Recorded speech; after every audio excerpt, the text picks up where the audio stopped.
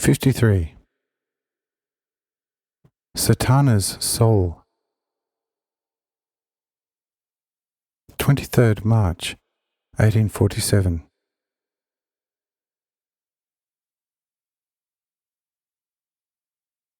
We have already touched upon the fact that a soul, in that it consists of innumerable substantial particles of intelligence, or to speak even more clearly, of innumerable miniature conceptual images, can likewise be divided again, either into a complete dissolution or into certain compendia, which, depending on the different number and kind of the individual substantial particles of intelligence combined in them, can result in different corresponding shapes and forms.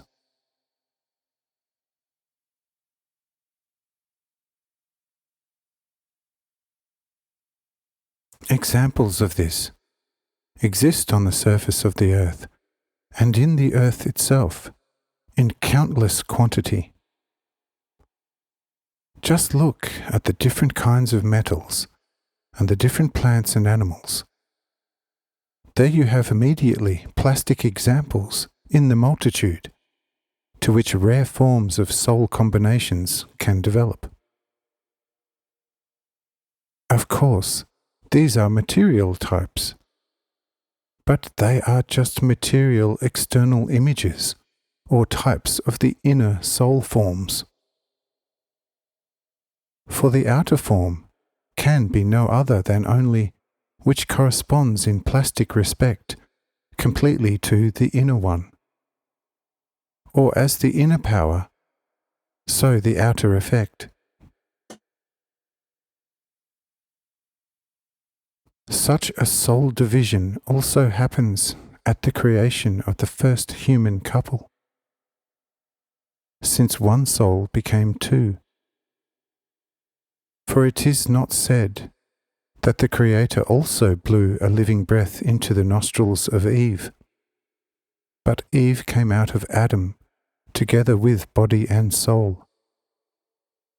And in this second soul also an immortal spirit was put, and thus one human and one soul became two, and yet were one flesh and one soul. Such a soul division can be easily recognized in the children of the parents, because the physiognomic resemblance of the children to the parents proves that the soul of the children is also partly taken from the soul of the parents. What is alien in it remains alien and physiologically dissimilar to the procreators, but what is from the procreators expresses itself sympathetically in the likeness of the procreators, and the parents recognize their children by it. From these examples, the divisibility of the soul can be easily recognized and understood.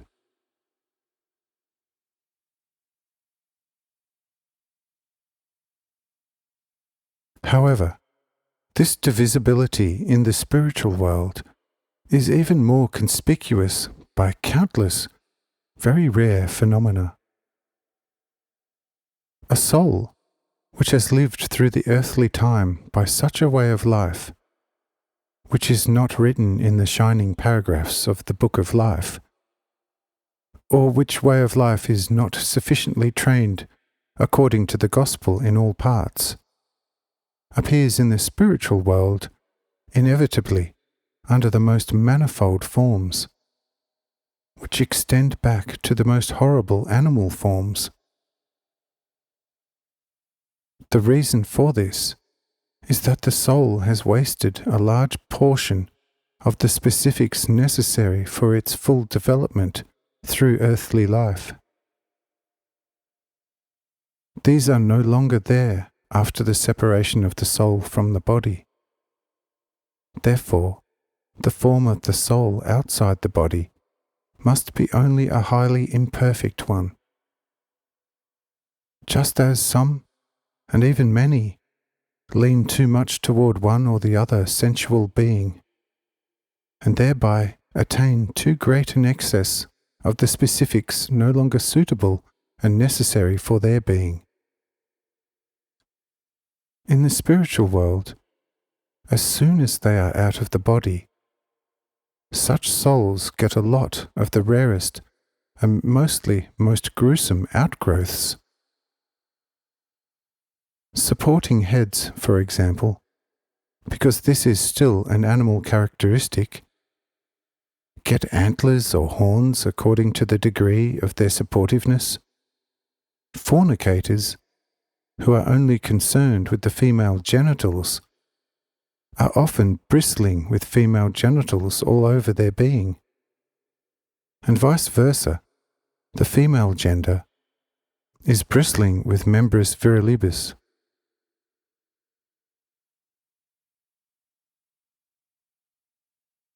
Depending on a person's sensual inclination, it will be expressed in the soul, and that because of the excess of such substantial intelligence specifics, which, according to the rule of the Book of Life and its established order, no longer belong to the purely human form of the soul. In some people, similar abnormalities of the soul are already visible in the still earthly body, which of course is not always the case, because the body does not absorb foreign specifica so easily as does the soul. Only if the soul has absorbed unsuitable specifica too early, or sometimes also due to parental sins, they will also be transferred to the body noticeably when the body is still more receptive. From this previous presentation, it will hopefully be made very clear that the soul is not only materially visually fixed, but can be divided both as a fixed and also already as a free soul.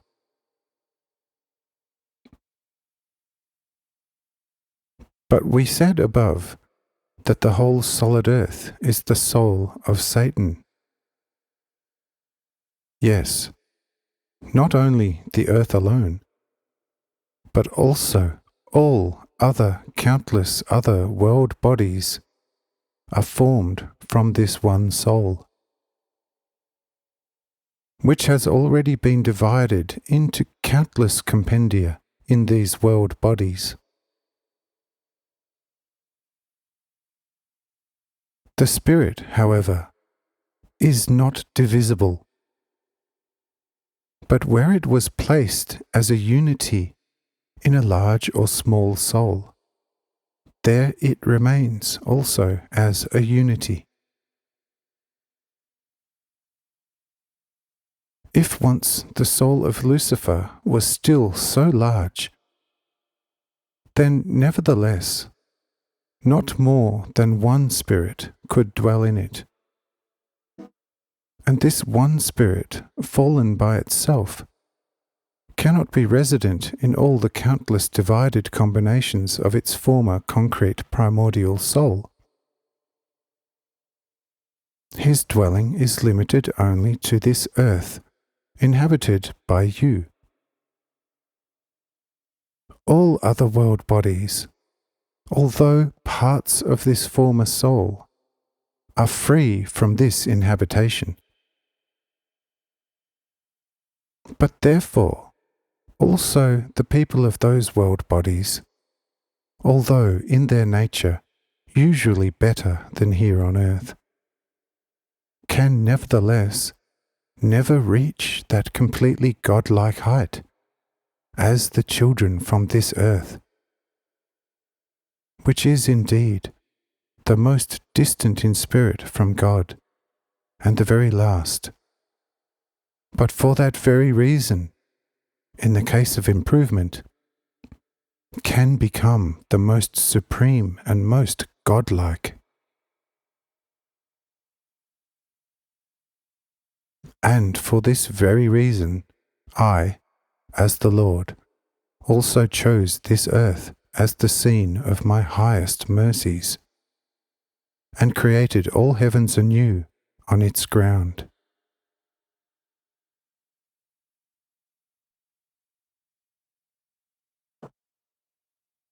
Every person who is born here receives a spirit out of me, and can undeniably receive the perfect childship of God, according to the prescribed order. On the other world bodies, however, people receive spirits from the angels.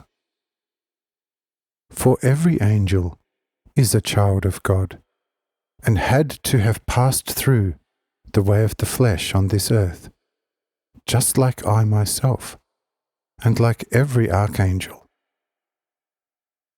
For which reason he then also has the creative power in himself, and can take from the abundance of his love and his light, and put them into the newly becoming people of other planets, and bring forth themselves in this way, like a god, children of his name. These children are therefore only secondary children, but not real children out of God. However, they can also reach the childship of God on the way of a reincarnation on this earth.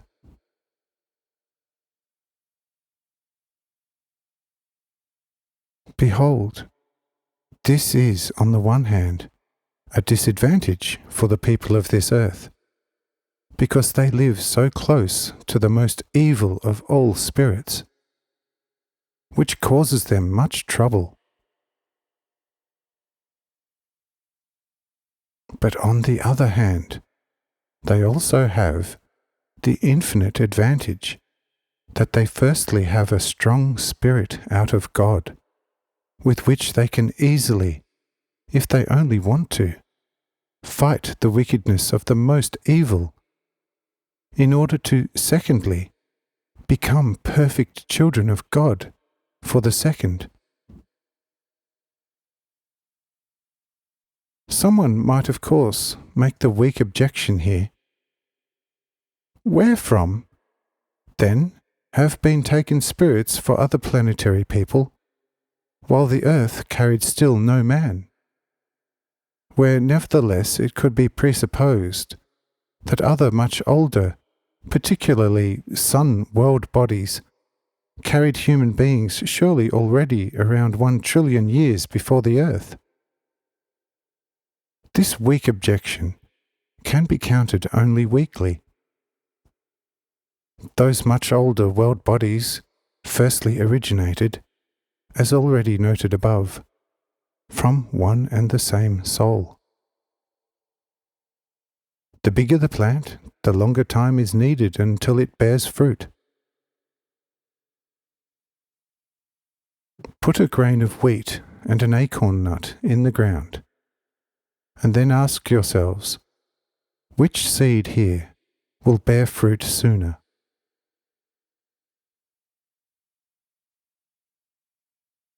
The grain of wheat will bring forth its like in a few months. The oak will require many years.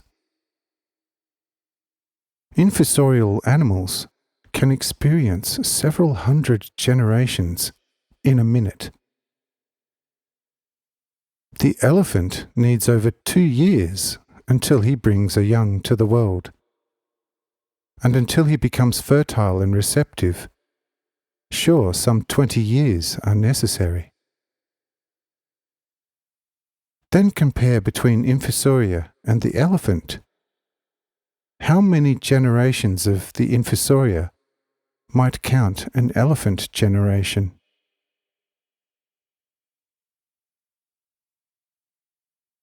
I think this example is tangible enough that you see by it that, although a primeval sun is older by several trillions of Earth years than the Earth, which is nevertheless already some quintillions of years old, it still, since it is much larger than the Earth, also brings its sowing to maturity in the same measure much later. And for this sake, I have it already well calculated that the fruits of all world bodies can and must reach maturation only when the central point of the spiritual creation has grown so far to be able to implant its spiritual exuberance of life into the fruits of other world bodies.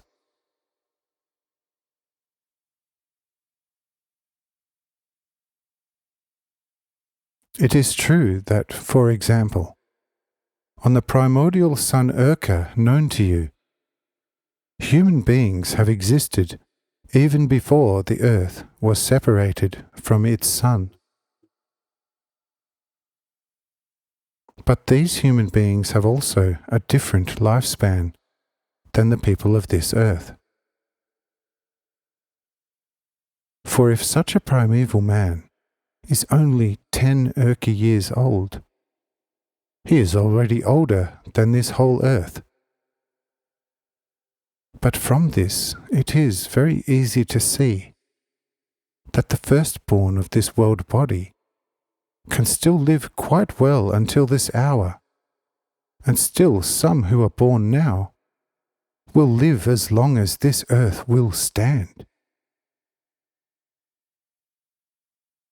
From which it can then also easily be seen that with time it will be easy, in which all angels, together with me, have gone through the path of the flesh, and have now been able to take from the great abundance of their life for a long time as my children, and plant that in the children of other world bodies.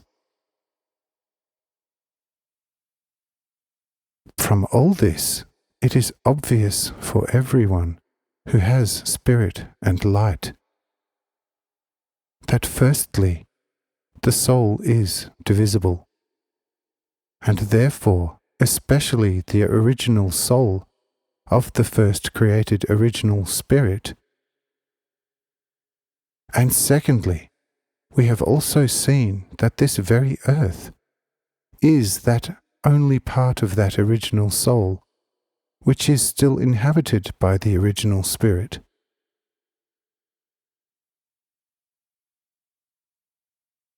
Now that we know this, let us look into the actual way of soul division and see how an innumerable number of new souls are taken from this one soul.